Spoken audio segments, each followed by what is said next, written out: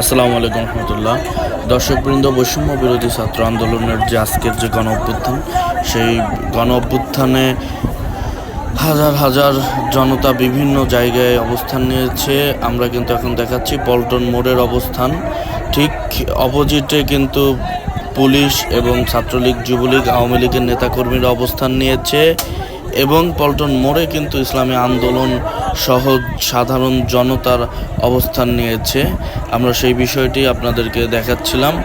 যদিও দুপুর পর্যন্ত পল্টন মোড় আওয়ামী লীগ, যুবলীগ, ছাত্রলীগের দখলে ছিল, কিন্তু দুপুরে নামাজের পর থেকে এটা সাধারণ জনতা দখলে নিয়েছে এবং এই মুহূর্তে কিন্তু দুই পক্ষেরই টানটান উত্তেজনা চলছে।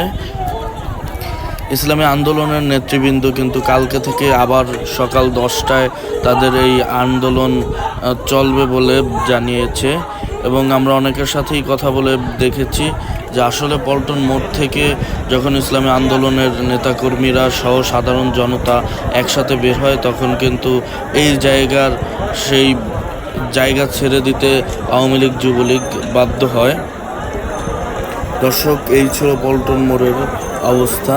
আপনাদেরকে পল্টন মোড়ের চারদিকে দেখাচ্ছি। ইসলামী আন্দোলনের নেতৃবৃন্দরা কিন্তু এক সাইডে সবাই জড়ো হয়ে আগুন জ্বালিয়ে তারা তাদের আন্দোলন করছে এবং ঠিকই তার অপোজিটে 0 পয়েন্টে আওয়ামী লীগের নেতৃবৃন্দ এবং পুলিশ একসাথে অবস্থান করছে।